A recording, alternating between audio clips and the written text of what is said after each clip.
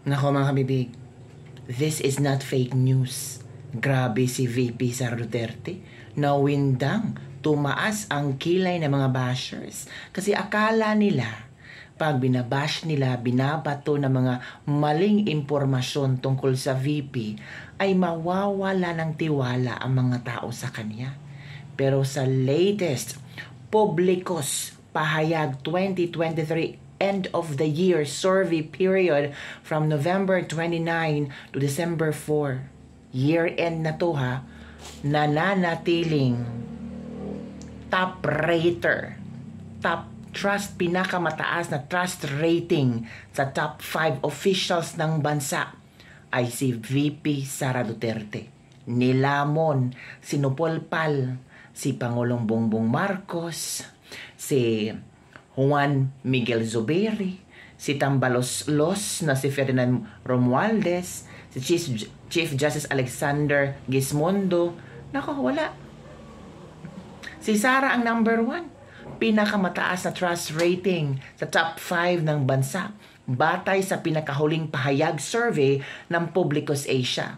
Si VP Sara ay nakakuha ng 53% trust rating. Sinundan ito ni Pangulong Bongbong Marcos na may 48%. Partida ha? Partida yan sa mga taong nagbabash, tinatapo ng mga masamang balita tungkol kay VP Sara Duterte sa pagiging DepEd Secretary. Pero bakit ito ang resulta?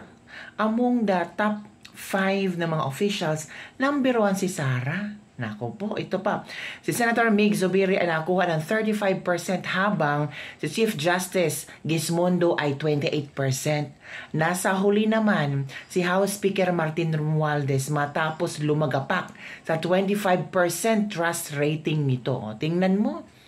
Alam mo naman, marami ang naka-observe. O nga si Martin Romualdez, napaka-epal talaga. Ay, sa lahat ng mga, sa Tingog Party List, sa lahat ng mga trending news, palaging merong official statement. Sa kung saan papunta si Pangulong Bongbong Marcos, nandyan si House Speaker Martin Romualdez. Sa kung ano ang mga charity event, nandun ang pagmumukha ni Martin Romualdez nakapaskil sa tarpaulin. Pero ito lumagapak sa 25% trust rating. So anong ibig sabihin nito? Walang tiwala ang mga Pinoy kay Martin Romualdez. Mataas ang tiwala ng mga Pinoy kay VP Sara Duterte. Para yatang nawala ng tiwala ang mga Pinoy kay Pangulong Bongbong Marcos. Nako, similar trend is seen in the trust rating for the top 5 country officials. Dito, moderate trust color green. Tingnan natin mga kabibig ha. Okay, yan po mga kabibig. Trust rating. So yung black is no basis. Yung red, low and plus no trust. Yung green, moderate. Yung high is something like darker green. Dito si Pangulong Bongbong Marcos, quarter 3, 4, 3, 2, 1, and then quarter 4 of 2022 and quarter 3 of 2022. So tingnan nyo. So quarter 3, si Pangulong Bongbong Marcos, nasa 47% na yan. Papuntang quarter 4, naging 48%. So medyo hindi di ba tinan mo 58, 57, 57, 54, 47. I think this is the average, no. Tapos sa NCR, ito. Tingnan yung mga kabibig Tapos sa NCL, sa SL, sa Visayas, nakakuha ng 51% si Pangulong Bongbong Marcos sa that's quarter 4 of 2022. Sa quarter 4 of 2023, 47%. Sa Mindanao, sa quarter 4 of 2022, 66%. Pero ng quarter 3 of 2023, 52%. So bumaba talaga, no? Dito tayo kay VP Sara Duterte. Total niya 62, 63, 63, 61, 55%. Tapos quarter 4 of 23, 53%. So medyo tumaas ng konti, 'di ba? Pero for me knowing that, alam mo naman, ilang taon na silang naging vice presidente at presidente, of course, magbabago talaga ang trust rating. Pero at least, si VP Sara Duterte ang may pinakamaganda na hindi masyadong lagapak talaga ang pagbaba ng kanyang trust rating. So marami pa rin naniniwala. Tingnan mo, compare kay Pangulong Bongbong Marcos. So, 47, VP Sara, 55.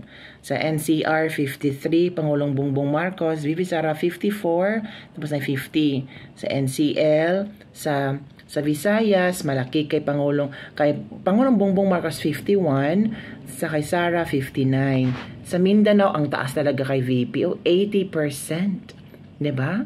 80, 66, 72, 75. So marami pa rin talagang naniniwala kay VP Sara Duterte sa Mindanao. Even though may mga ibang congressman na tumaliwag na kay Pangulong Duterte noon. O, ito na. Kay Miguel Zubiri, tingnan nyo, ang baba, no? Kay House Speaker Martin Romualdez, ay nako, hindi talaga. Kahit anong pang gawin ni Martin Romualdez, mababa talaga. Hindi kaya niyang abutin ang kung ano ang rating ni VP Sara. Mahirap, Huwag ka na lang tumakbo, Speaker Martin Romualdez na presidente. Mag-Prime Minister ka na lang. Di ba mga kabibig? Gusto niyang baguhin ang 1987 Constitution, revise kasi sabi ng isang netizen na babaguhin niya kasi gusto niyang magdagdag ng additional 5 years term extension ng pagiging congressman o di kaya gusto niyang maging prime minister. O, di ba? Yan ha. 25% of quarter 4. So, from 35, bumaba to 25. Lagapak talaga. Grabe pagkalagapak. O, tingnan nyo ha. Dito, kay Mig Zubiri, quarter 4, 2022, 36. Quarter 3 of 2023, 33, tapos 35. Kay VP, quarter 4 of 2022, 63. Quarter 3 of 2023 and 2024, 55, 54. Kay Pangulong Bongbong Marcos, talagang ang sobrang lagapak, Kasama, same sila ni House Speaker Martin Romualdez. So it means, yung mga ibang tao parang nawala ng tiwala kay Pangulong Bongbong Marcos. Naku po, ano pa naman yan? So yun na mga kabibigan, ating latest lebak-lebak for today. Nakikita naman natin na I think lahat naman sila, itong top official, country officials, ay bumaba talaga ang kailang trust rating. Pero confident naman tayo na ginagawa nila ang kailang mga trabaho.